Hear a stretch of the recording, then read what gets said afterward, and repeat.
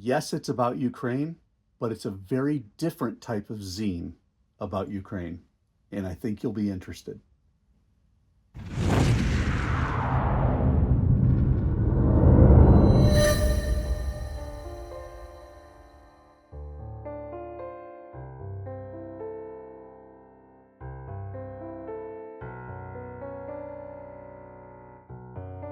Alongside FANzine Live, I also run a small press publishing house. It's called Phoenix Productions, where I create and publish my own comics and zines. It's a passion project. It lets me tell stories and experiment and support the kind of creative work that I truly love, and I would be thrilled to share it with you. If that sounds like something you might enjoy, check out the preview coming up next and give it a try if you're interested. And as always, enjoy the video.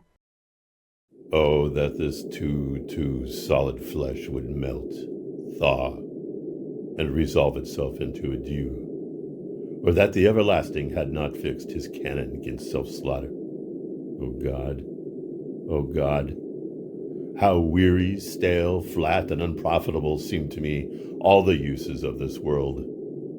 Fie on't, oh fie! 'Tis an unweeded garden that grows to seed. Things rank and gross in nature possess it merely.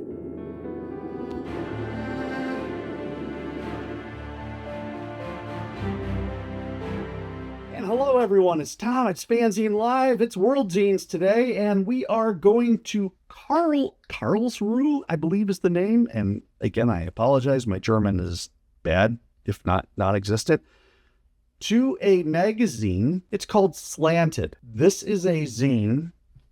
Believe it or not, as thick as this is, it is a zine that is a little untraditional for what we have been looking at here at FANzine Live, but I really enjoy looking at different styles of zines, so we can look at it from that perspective. And then, of course, there's the 900-pound gorilla, which is, it's about Ukraine and about the war in Ukraine. And what these folks have done at Slanted magazine, they have a discussion of typography and design culture as it relates to Ukraine. And so how does the design industry handle itself basically in time of war? It's a really compelling question, one that I hadn't truly thought about. It's hard to find zines that I can share with you that tell the story of Ukraine. And we've done some before, and I'm proud to have shared every single one.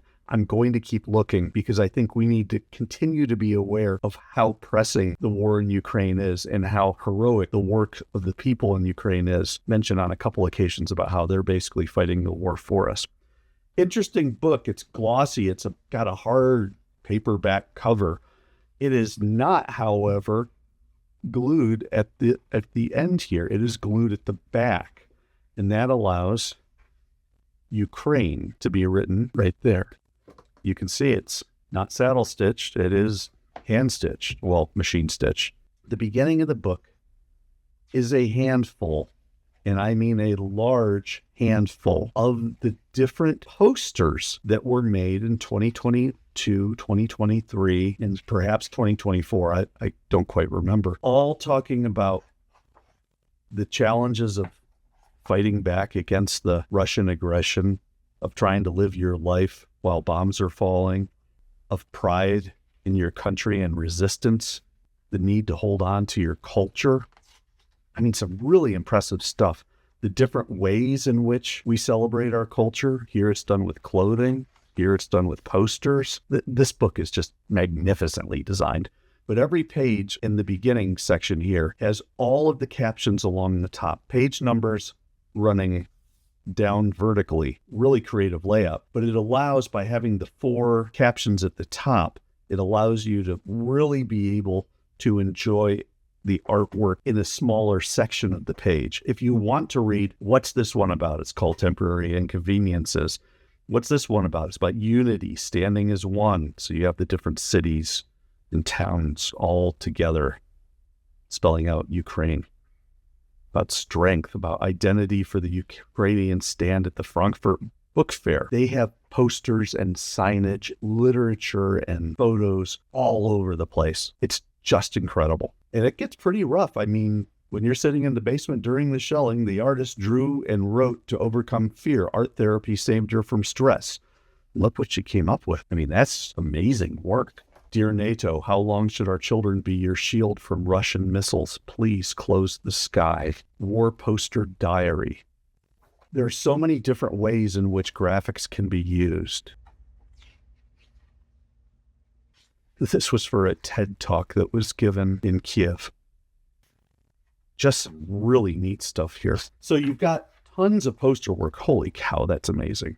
Talking about the volunteer movement, supporting the volunteers in the Ukrainian army.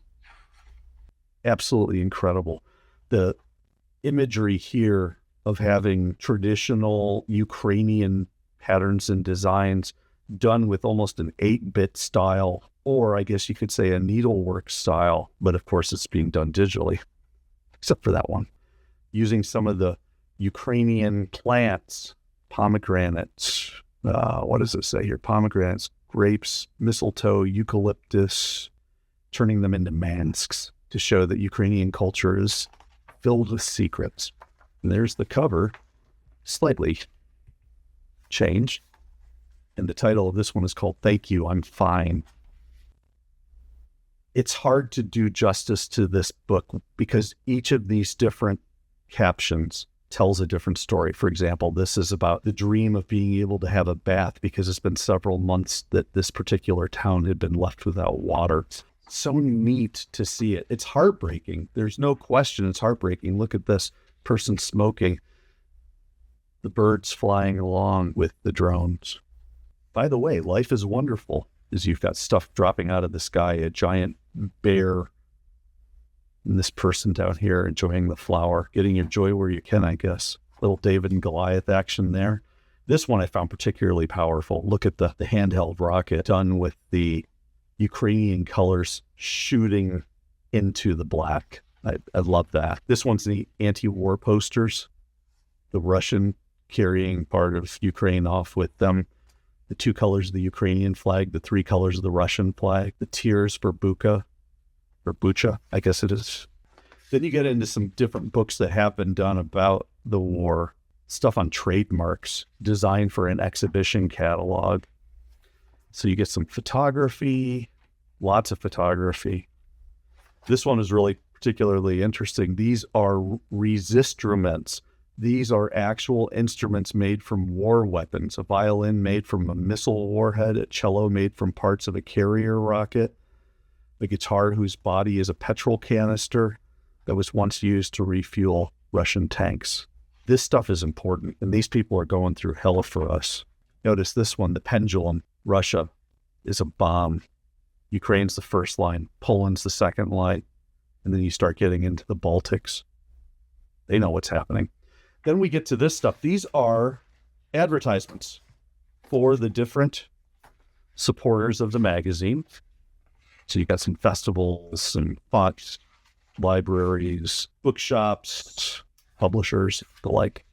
Then the back is all text. We start with a list of font names illustrated. I guess these are just the illustrations.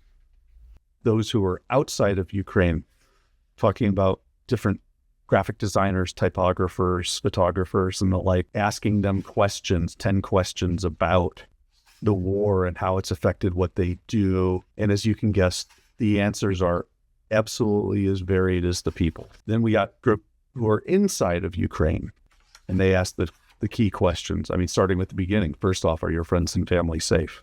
I mean, that's the big question. Then some essays that had been written about Ukraine.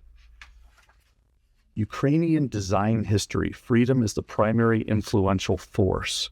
The struggle for freedom in Ukraine didn't start in 2022. It didn't start when Putin invaded Crimea in 2014. This has been going on for centuries, and it's part of what they are. How to get typographic patriotism, how to get rid of the Russian influence on Ukrainian design. And they even look at the Ukrainian banknotes. There are 11 Russian fonts used in the designs of the Ukrainian banknotes.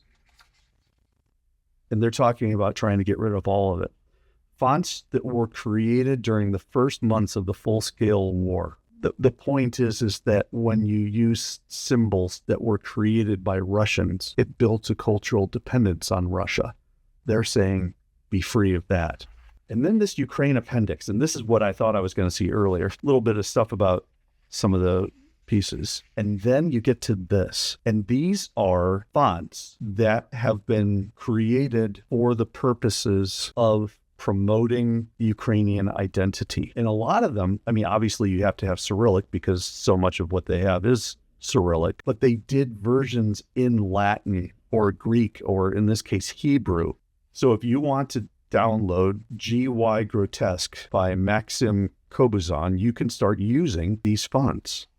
Or Depicto here is another font, or Humus, or Christ, KTF Olivier, KTF Metro, Vinistaya, Trembita. These are so cool. I think that, presuming I can find them, I'm probably going to be switching some of my fonts to some of these because I think this is a really wonderful thing. It's a small thing, but we as Americans can support Ukraine in so many different ways. You can donate money, call your members of Congress or the White House and ask them to keep supporting Ukraine and their resistance against Russia. But also you could do things like change your fonts. You can change your different iconography on social media to reflect support for Ukraine. You can do lots of things, but this is one that I thought was really interesting. So I'm going to be looking myself, and perhaps you might see some slight changes in how I present things here at FANzine Live. Neat zine, Slanted, issue 43, Ukraine. I think I picked this up used. I will do my best to see if I can find this available online. If it is available, I will put the links in the show notes. That's it for today, folks. Thank you so much for watching. Don't forget, leave a comment if you're so inclined. I'd love to hear what you think about something like this. There's so much to talk about here. You can just go on forever. I'd also like it if you would be so kind as to like the video, subscribe to FANzine Live, and tell your friends. Share the word about this one. Graphic designers, and I know there are a lot of you out there, this is a keeper. Everybody else, this is inspiration. Thanks again for watching. I'm Tom. This is FANzine Live. I will catch you next time.